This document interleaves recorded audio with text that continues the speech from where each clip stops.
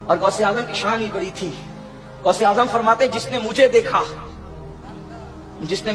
انشاءاللہ اس پر عذاب قبر نہیں ہوگا. جو مومن دیکھے اس پہ عذاب قبر نہیں ہوگا. وہ میں بخاری کی حدیث بیان کر رہا تھا. ام العلا سلام اللہ علیہا ایک بوڑھے صحابی تھے, عثمان بن مظعون رضی اللہ تعالیٰ عنہ. وہ ان کی خدمت کیا کرتی تھی. وہ فوت ہو گئے. نبی علیہ السلام ان کی میت پہ آئے تو ام العلا نے رسول اللہ کی موجودگی میں کہہ دیا, اے عثمان, اللہ کے حضور تو آپ کے لیے بہت اجر ہے, جنتیں ہیں. تو نبی علیہ السلام نے کہا کہ ام العلا, تمہیں کس نے بتا دیا کہ یہ جنت میں ہے؟ حالانکہ میں اللہ کا رسول ہوں, مجھے نہیں پتا کہ میرے ساتھ اور تمہارے ساتھ کیا ہونے والا ہے. بڑے سخت الفاظ تھے. انہوں نے کہا کہ یہ رسول اللہ کی گستاخی ہو گئی ہے. حدیث بخاری میں لکھی ہوئی ہے, گستاخی انجینئر صاحب کر رہے ہیں. کہنے والے رسول اللہ ہیں, گستاخی انجینئر صاحب کر رہے ہیں. اور اس پہ میں نے جملہ بولا کہ اس سے بڑھ کر قرآن میں لکھا ہوا ہے سورۃ الاحقاف میں کہ اے نبی تم فرماؤ میں کوئی نیا رسول نہیں ہوں, مجھے تو نہیں پتا کہ خود میرے ساتھ اور تمہارے ساتھ کیا معاملہ ہونے والا ہے. لیکن ساتھ میں نے یہ بھی بولا کہ حالانکہ ہمیں پتا ہے کہ وہ اللہ کے رسول ہے صلی اللہ علیہ وسلم, قطعی جنتی ہیں, لیکن یہ امت کی اصلاح کے لیے تھا. یہ جملے اس میں سے کٹے ہوئے. میں کہتا ہوں جملے کاٹ کے بھی میرے پہ فتویٰ کیسے تھا. ڈسکس تو بخاری اور سورۃ الاحقاف ہونی چاہیے تھی. اللہ کو گستاخ ڈکلیئر کرتے, رسول اللہ کو گستاخ ڈکلیئر کرتے, اس کے بعد بخاری کو ڈکلیئر کرتے. میرا تو چوتھا نمبر آتا تھا. کیسے ظالم ہے یار. اور پتہ نہیں کہ اس طرح کے جملے بول کے کتنے عاشقان رسول کو یہ ورگلا رہے ہوتے ہیں کہ جاؤ جی انجینئر پہ چڑھ دوڑو جا کے, اس بات کے اوپر کہ وہ قرآن بیان کر رہا ہے, احادیث بیان کر رہا ہے. ام العلا کہتی ہیں اللہ کی قسم اس کے بعد میں نے کبھی کسی کے لیے نہیں کہا کہ یہ جنتی ہے. اتنا میں ڈر گئی. آپ مجھے بتائیں جو عبد القادر جیلانی کی طرف منسوب ہے, وہ کہتے ہیں میں اپنے سارے مرید ہی جنت میں لے کے جاؤں گا. وہ تو شاہی کوئی نہیں. لے جاؤ بابے اپنے, تو جو آپ نے بنائے میں نٹھو ادھر. آپ کی وہ فیصلہ باد کی لینگویج نٹھو. اور میرا جو یونیورسٹی کا ایک روم میٹ تھا نا, تو وہ کمالیہ کا تھا. تو مجھے کافی ساری وہ پنجابی نا فیصلہ باد والی بھی ادا تے ادا, ٹھیک ہے, نٹھو. تو یہ سارے ہم تو بولتے ہیں نسو ادھر. یہ انہوں نے کہانیاں بنائی ہیں. خیر وہ کچھ دنوں بعد ام العلا نے خواب دیکھا.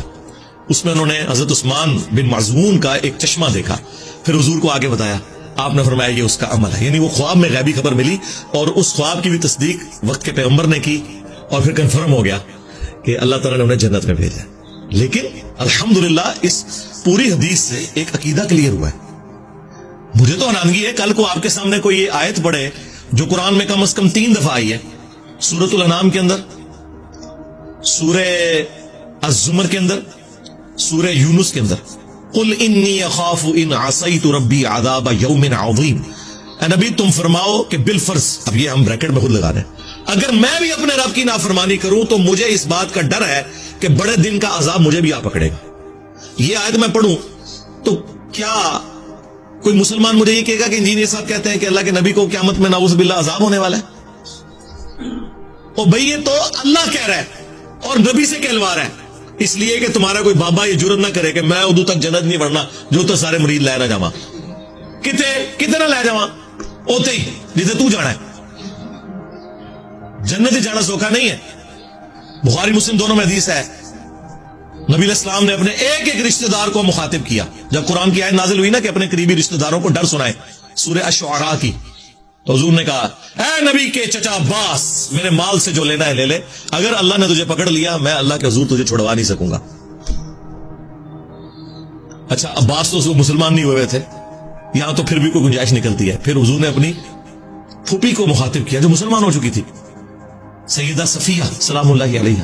اے نبی کی پھوپھی صفیہ, میرے مال سے جو لینا ہے لے لے, اگر اللہ کے حضور پکڑی گئی تو میں تیرے کچھ کام نہیں آؤں گا. اور سب سے بڑھ کر جنتی عورتوں کی سردار جو بخاری مسلم میں ہے, سیدہ فاطمہ سلام اللہ علیہ. اے نبی کی بیٹی فاطمہ, میرے مال سے جو لینا ہے لے لے, اگر اللہ کے حضور پکڑی گئی تو میں تیرے کچھ کام نہیں آؤں گا. مجھے بتائیں ان آیات اور ان احادیث کے ہوتے ہوئے باپ بیٹے شاہی کوئی نہیں. اندازہ کریں. لہذا انہوں نے آپ کے ساتھ بالکل ٹھیک کیا کہ قرآن حدیث ڈائریکٹ نہیں پڑھنا, گمراہ ہو جاؤ گے. ہاں کیونکہ جن عقیدوں پہ وہ لوگ ہیں یا وہ آپ کو سکھانا چاہتے ہیں ان سے آپ گمراہ ہو کے اپنی نسبت اس کے ساتھ جوڑ لیں گے جس کی قبر مدینے میں ہے صلی اللہ علیہ وآلہ وسلم. یہ تو قرآن مطلب قرآن تو ان کی موت بنا ہوا ہے. اور میں یہ بھی نہیں کہتا کہ قرآن آپ ہمارا ترجمہ مان لیں, آپ اعلیٰ حضرت کا ترجمہ پڑھ لیں. اور آج کے زمانے میں تو یہ پڑھے لکھے بندے کو بحث ہی نہیں کرنی چاہیے ترجمے والی. اب کون سا زمانہ رہ گیا؟ آج تک کسی انگلش کے پروفیسر کو لڑتے ہوئے سنا ہے کہ ایک جملے کا ترجمہ کوئی اور کر رہا ہو, دوسرا کوئی اور, یا سی این این کے اوپر یا بی بی سی پہ ایک پٹی نیچے چلے اور آدھا پاکستان اس کا ترجمہ کچھ اور کر رہا ہے خبر کا, اور آدھا اور کر رہا ہے. قرآن کے ساتھ یہ ظلم کیوں ہے؟ اس لیے کہ قرآن کا ترجمہ بھی ایک ہے, مولوی بڑھا ہوا ہے وچ, وہ ماننا نہیں چاہتا ایاک نعبد و ایاک نستعین کو, اس لیے وہ اس میں آپ کو کہے گا نہیں یہ نہیں ہوتا تو وہ نہیں ہوتا تو وہ نہیں ہوتا تو یہ ہوتا ہے. میں نے اکثر یہ آپ کو کہا کہ قرآن میں ایک آیت ایسی ہے کہ اگر وہ آیت آپ کسی چوک میں کھڑے ہو کر بلند آواز سے پڑھیں تو شہادت یقینی ہے. یہ جو لوگ کہتے ہیں نا غلامی رسول میں موت بھی قبول ہے, حرمت رسول پہ جان بھی قربان ہے, تو اگر کوئی واقعی قربان کروانا چاہتا ہے تو قرآن کی یہ آیت اور ترجمہ اعلیٰ حضرت کا پڑھ لے. میں یہ نہیں کہتا کہ میں جو ترجمہ کر رہا ہوں وہ پڑھے, اعلیٰ حضرت کا ترجمہ پڑھے. سورۃ الاعراف آیت نمبر 188, قل لا املک لنفسی نفعا ولا ضرا, اے نبی تم فرماؤ میں تو اپنی جان کے حق میں بھی کسی نفع اور نقصان کا مالک نہیں ہوں, الا ما شاء اللہ, ہاں مگر جو اللہ میرے لیے چاہے. اس میں بعض اوقات نا یہ گھس جاتے ہیں کہ جو اللہ چاہے, یعنی جس طرح اللہ نے مجھے اختیار دیا ہوا ہے, نعوذ باللہ, یہ اس طرح بھی چل پڑتے ہیں. قرآن تو یہ کہنا نہیں چاہتا کیونکہ اگلے الفاظ اسی آیت کے اس کی حفاظت کر رہے ہیں. وَلَوْ كُنْتُ أَعْلَمُ الْغَيْبِ, اگر میں خود سے غیب جان لیتا ہوتا, لَسْتَكْثَرْتُ مِنَ الْخَيْرِ, تو میں خیر کثیر جمع کر لیتا. وَمَا مَسَّنِيَ السُّوءُ, اور مجھے کبھی بھی کوئی برائی نہ پہنچتی, کوئی تکلیف نہ آتی. کیونکہ اگر پہلے ہی پتا چل جائے کہ یہاں پہ تکلیف آنی ہے تو آپ بچ سکتے ہیں. اگر کسی شخص کو یہ پتا چل جائے کہ تم یہ روڈ کراس کرو گے تو ٹریلے کے نیچے آ جاؤ گے اتنے بجے اگر کراس کرو گے, اور مستقبل کی سی سی ٹی وی کیمرے کی ویڈیو آپ کو پہلے دکھا دی جائے, تو آپ نے پوری زندگی نہیں وہ روڈ کراس کرنی. یہی ہے نا.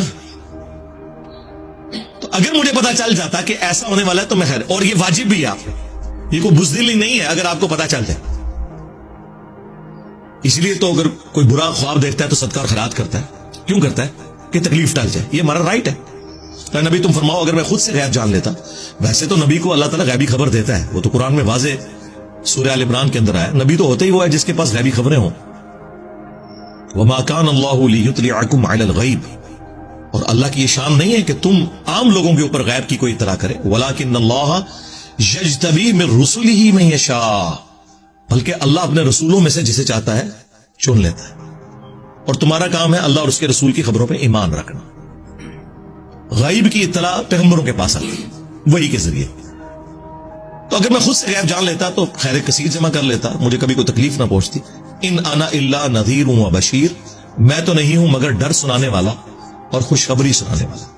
لقوم یؤمنون, ایسے لوگوں کے لیے جو بات ماننا چاہیں, جو ایمان والے ہیں یا ایمان لانا چاہتے ہیں یا بات کا یقین کرنے والے ہیں. اور جو نہیں ماننا چاہتا, جو سویا ہوا ہے, اس کو تو آپ جگا سکتے ہیں, جو آنکھیں بند کر کے لیٹا آپ اس کو اٹھا نہیں سکتے. آپ مجھے بتائیں یہ آیت کو بیان کر سکتا ہے؟ اس میں تو کلیئر کٹ ہے کہ میں تو اپنی جان کے نفع نقصان کا مالک نہیں ہوں. تو سرکار پھر ہم اس پہ کیوں نہ بولیں کہ اگر رسول اللہ کا یہ سٹیٹس ہے تو تیرے بابے تو شاہی کوئی نہیں.